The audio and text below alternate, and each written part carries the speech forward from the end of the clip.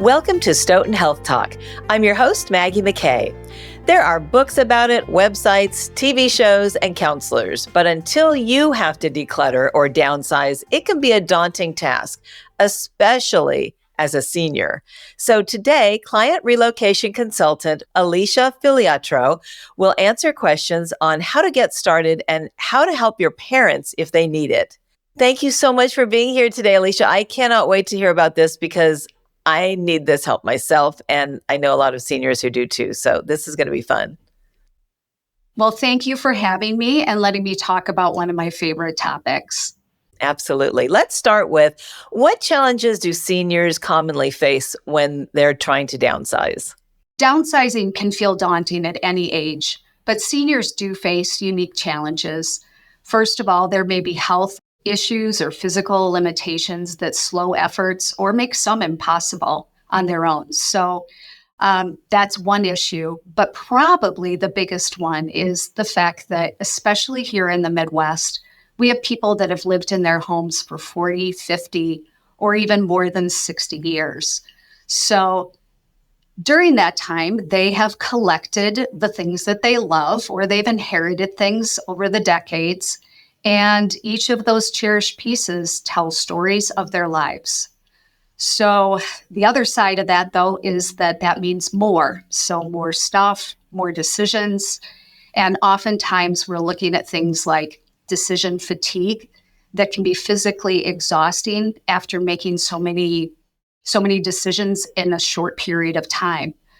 So the final issue is sometimes family isn't available to help. So, busy careers, raising kids, or distance issues may limit that support. I love that expression, decision fatigue. I completely understand what that means. Yeah. In your experience, Alesha, do adult children often keep their parents' belongings, or do they tend to decline them? What factors influence their decision? Well, this actually could be another challenge that seniors face today. When I got my first apartment, the only thing that I bought was a rug for my bathroom and some candles. Everything else came from my parents' home and my grandma's home. And I think I was in my 40s before I bought my first piece of living room furniture. So that was life many decades ago when I was getting started. But today's adult children don't necessarily want or have the home space to take the things that their parents are downsizing.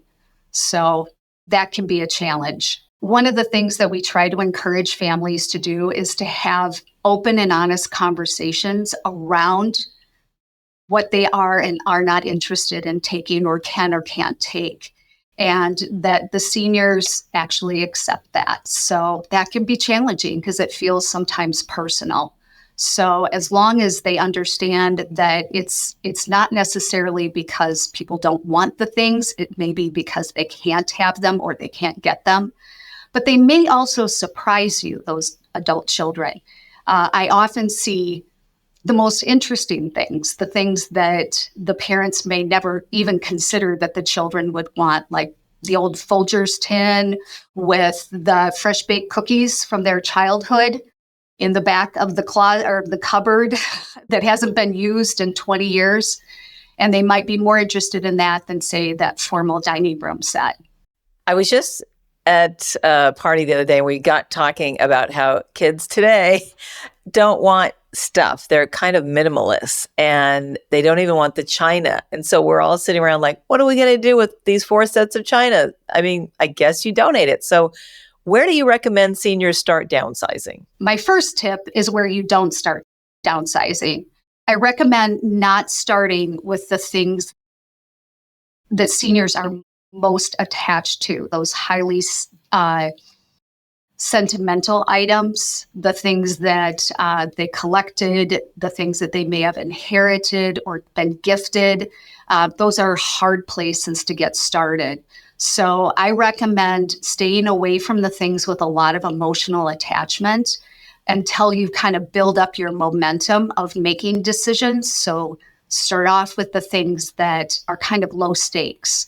So things like towels in the linen closet that you've been meaning to get rid of for years, or the things in the bathroom, linen closet in the back, your old shampoos with dust on it. Dust is usually a pretty good indicator that things haven't been used for a while. And that helps kind of build momentum and kind of figure out how you want to proceed. So, what are some common emotional roadblocks that seniors face when they're letting go of their belongings, and how can they work through that? Well, emotional attachment. So, no surprise there with what I just said. So, people are attached to those memories that their things signify. So, the rocking chair that they rock their babies in, the travel souvenirs, the wedding gifts, that sort of thing. So, guilt can be a huge roadblock as well, like the inherited or gifted things. And so oftentimes it's helpful to kind of sit down and consider what are the feelings behind the roadblocks. So, and then just maybe talk to yourself if you can, or write it on a piece of paper or put it on a t-shirt that the memories aren't the objects themselves. The memories are in your heart, they're in your photos, they're in your stories. So honor the memories and don't keep the stuff, or don't get stuck. Maybe that's a better way to say it. Right. It's so true. I have a lot of friends who lost everything in the fires recently in California. And almost all of them say the only thing they really regret not thinking to take were their photos. They said everything else, I can live without it. But the photo albums was, interestingly, kind of across the board, the thing that people regret forgetting to take. But you mentioned decision fatigue. It can be overwhelming when you're sorting through a lifetime of belongings, as you've been saying. So what advice do you have for making that process easier? A lot of what we're talking about today is not rocket science. I don't have enough material to come up with like a new book or something like that. It is just some common sense. Start early. And if I could do subliminal suggestion, I just keep saying today, start today, start today.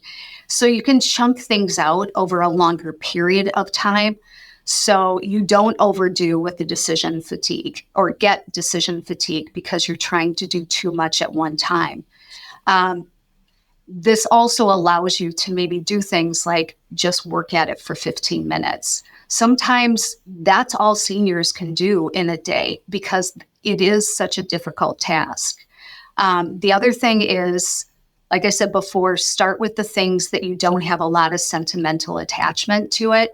So maybe a work through with that would be to do a first pass of areas where you are removing the things that are kind of obviously or easily justifiable. So damaged or broken items, duplicate items. Sometimes we have duplicate appliances. We get a new smaller coffee maker, but we don't get rid of the bigger one. And it's, again, gathering dust. The dusty shampoos, the expired food, expired spices, that's a big one. Spices kind of live back, the old ones kind of live in the back. And believe me, you don't want them. They don't taste the same. And I know this because that was one of the things I inherited, were a whole bunch of spices from my grandma. And then I moved and all our stuff was in storage and it was going to be a while before we got it. So I had to go buy some spices. And my, was I surprised that a new fresh spice tasted vastly different than things that were 20 years old, but they were in cool tins. And then expired medications. And this is just expired medications has a couple of purposes. So obviously expired foods can cause health issues, but expired medications can often get accidentally put back into rotation with the ones that you're currently using. So there's a couple of reasons for going for those. And then just working through things like, just while you're doing that, then you're kind of figuring out how long you can last in a day, what kind of techniques you want to do, how you want to come at it.